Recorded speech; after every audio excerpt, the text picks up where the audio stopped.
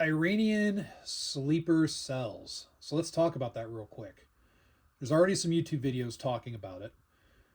And I read a news article this morning talking about how Iranian supercells may target rural American areas versus metropolitan areas because of they're just less protected, and get a little bit more of that shock value by targeting somewhere rural and doing a bunch of damage in a small town somewhere, whatnot.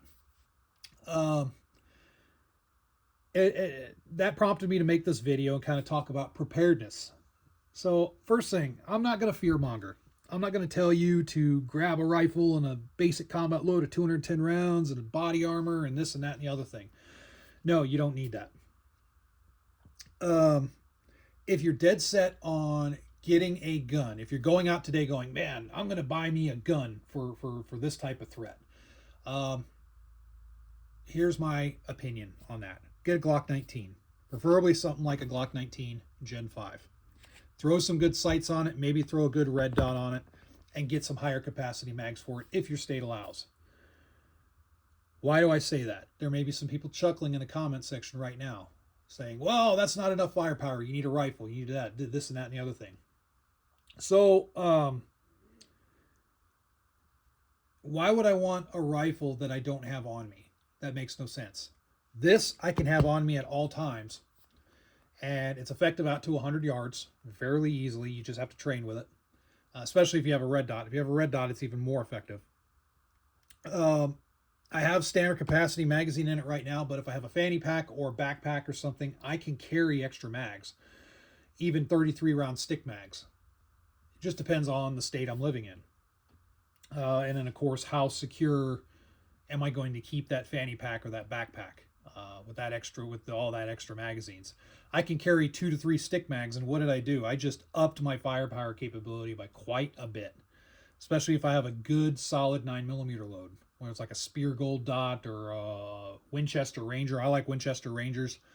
147 grain, I love those because they work really good on intermediate barriers, and they have good solid expansion and all that good stuff, penetration. They go through windshields really good, all that good stuff. That's in fact my duty load. That's what I carry in a duty setting. So it's a really good load. But something like this, a Glock 19, it's extremely modular. You can outfit it the way you want. It's a one size fits all because it kind of anybody can use it. I can use it. My wife can use it. My kids can use it. All that good stuff. And it's very simple.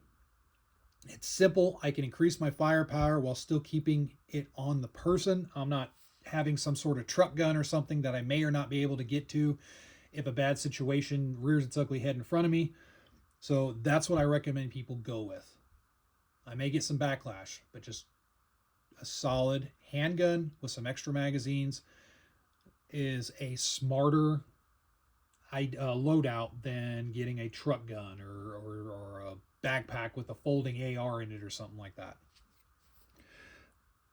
Along with that, I have to say that in this video, people talk about the gear a lot, and I get it. It's part of the fantasy of YouTube. You talk about the gear, you talk about with this rifle and this suppressor and this body armor and this and that and the other thing, and you're going out and spending money on this with that mindset that like, yeah, I'm going to go make a difference. If a sleeper cell rears their ugly head in front of me, I'm going to grab my rifle and I'm going to mow them down. Okay, gotcha. Good job, hero. But that's not the reality.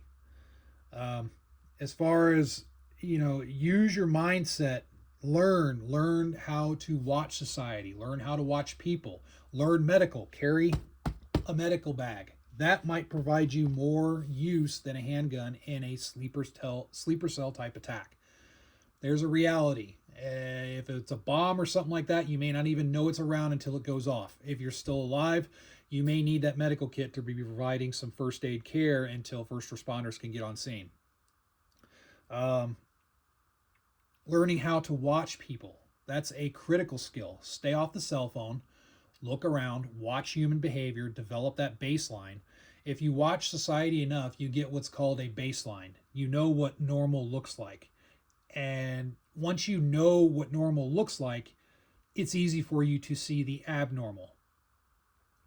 That's a huge skill. If you're able to see the abnormal, you can possibly call something in, call some weird behavior out, and then possibly stop a situation before it becomes a situation. That's really important, but that's not as popular of a topic. People don't like to talk about that because that requires a little bit of thought and training. And there's some people, they just think their problems are solved by throwing more gear in their truck.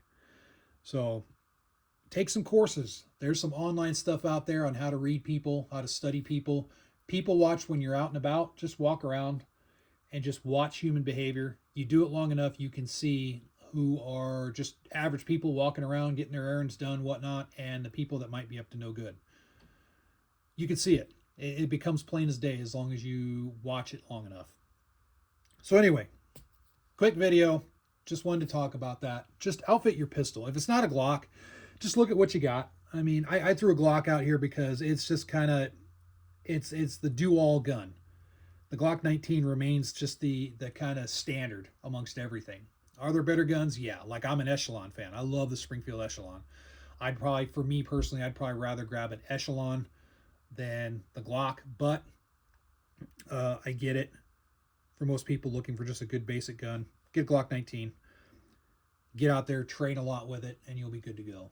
All right, comment section below. Let me know what you guys think will be the best loadout or mindset for an Iranian sleeper cell. Until next time.